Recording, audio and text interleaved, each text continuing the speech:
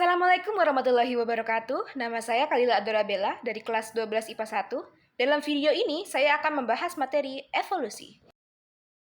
Sebelum kita mulai, pertama-tama kita harus mengetahui apa itu pengertian evolusi. Evolusi adalah perubahan perlahan-lahan dalam waktu yang sangat lama. Berdasarkan objek yang mengalaminya, evolusi dapat dibedakan menjadi 1. Evolusi kosmik, 2. Evolusi organik. Evolusi kosmik merupakan perubahan yang terjadi pada lingkungan yang tidak hidup atau abiotik. Sedangkan evolusi organik merupakan perubahan yang terjadi pada makhluk hidup dari generasi ke generasi selanjutnya. Evolusi yang terjadi pada makhluk hidup disebut evolusi biologi. Evolusi biologi dibedakan menjadi dua macam. 1. Mikroevolusi, 2. Makroevolusi. Mikroevolusi adalah perubahan secara perlahan-lahan dan bertahap pada tingkat gen dari generasi ke generasi berikutnya yang dapat menimbulkan perubahan fenotipe organisme dalam suatu populasi. Makroevolusi adalah perubahan secara perlahan-lahan dan bertahap yang menyebabkan terbentuknya suatu kelompok baru dalam taksonomi. Misalnya, spesies baru, genus baru, famili baru, ordo baru, kelas baru, divisi, atau filum baru, bahkan kingdom baru. Berdasarkan akibat yang ditimbulkan, evolusi dibedakan menjadi dua, evolusi progresif, evolusi regresif. Evolusi progresif adalah evolusi yang mengarah pada kemungkinan terbentuknya suatu spesies baru yang dapat bertahan hidup dan berkelanjutan. Contohnya, evolusi manusia.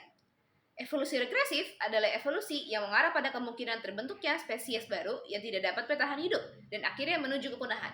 Contohnya, evolusi dinosaurus.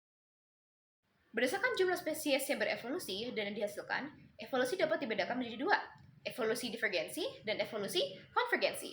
Evolusi divergensi merupakan evolusi yang diawali dari satu spesies, kemudian menghasilkan banyak spesies baru. Contohnya evolusi burung finch di Kepulauan Galapagos. Evolusi konvergensi merupakan evolusi yang diawali dari beberapa macam spesies, kemudian mengalami penyusutan jumlah macam spesies. Contohnya evolusi reptil. Selanjutnya adalah teori evolusi. A. Perkembangan pemikiran evolusi sebelum teori Darwin. 1. Plato membayangkan pencipta yang menciptakan dunia dari kehancuran, kemudian menciptakan para dewa yang akan membuat manusia dengan jenis kelamin laki-laki. Wanita dan hewan muncul dari reinkarnasi laki-laki. 2. Aristoteles adalah murid Plato yang menggolongkan semua organisme di dalam suatu skala alam, dari yang sederhana hingga yang kompleks. Organisme yang telah ada dianggap tidak sempurna dan bergerak ke arah keadaan yang lebih baik. 3. Copernicus dan Galileo menunjukkan secara meyakinkan bahwa matahari merupakan pusat dari rotasi planet-planet, bukan bumi.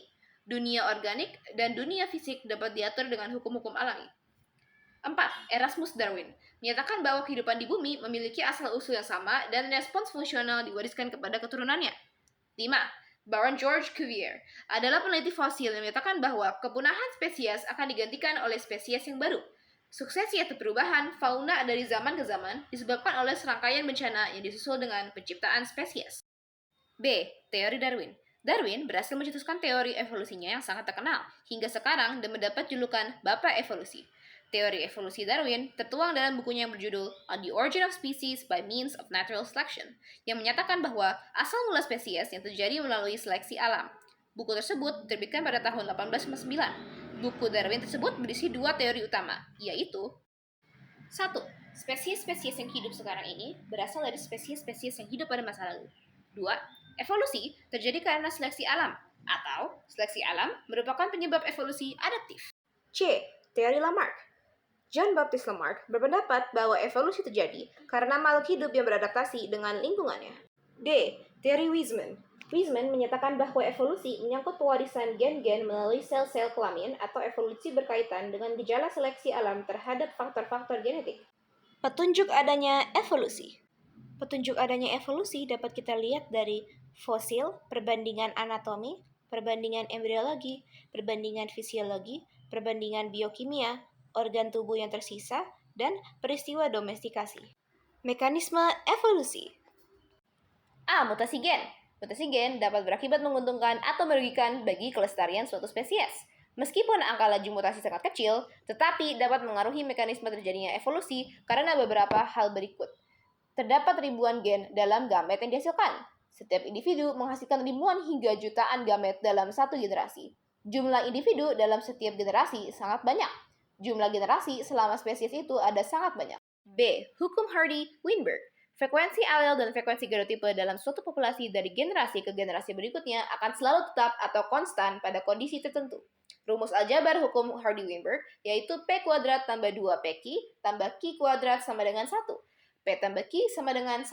P kuadrat sama dengan frekuensi genotipe dominan homozigot, 2PQ sama dengan frekuensi genotipe heterozigot, Q kuadrat sama dengan frekuensi genotipe resesif homozigot, P sama dengan frekuensi alel dominan, dan Q sama dengan frekuensi alel resesif. C. Perubahan kesetimbangan frekuensi alel dan genotipe dalam populasi. Perubahan frekuensi alel atau genotipe dari generasi ke generasi dalam suatu populasi disebut mikroevolusi.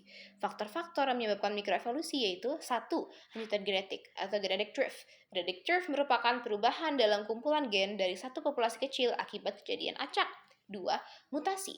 Mutasi yang diturunkan dalam gamet dapat segera mengubah gene pool dengan cara menggantikan satu alel dengan alel lainnya. Gene pool adalah kemampuan gen dalam suatu populasi pada suatu waktu tertentu. 3. Aliran gen. Gene flow. Gene flow adalah pertukaran genetik akibat migrasi individu yang subur atau perpindahan gamet antar populasi. 4. Perkawinan yang tidak acak. 5. Seleksi alam.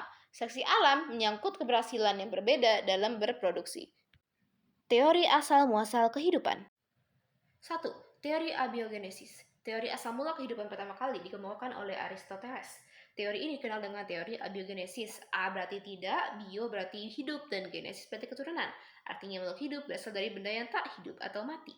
Teori abiogenesis disebut juga teori generatio spontanea, artinya makhluk hidup terjadi secara spontan dari benda yang mati. Contohnya yaitu belatung yang terjadi dari daging busuk, dan juga cacing yang terjadi dari tanah, dan ikan yang terjadi dari air. Dan yang kedua yaitu teori biogenesis yang mengatakan bahwa makhluk hidup berasal dari makhluk hidup sebelumnya.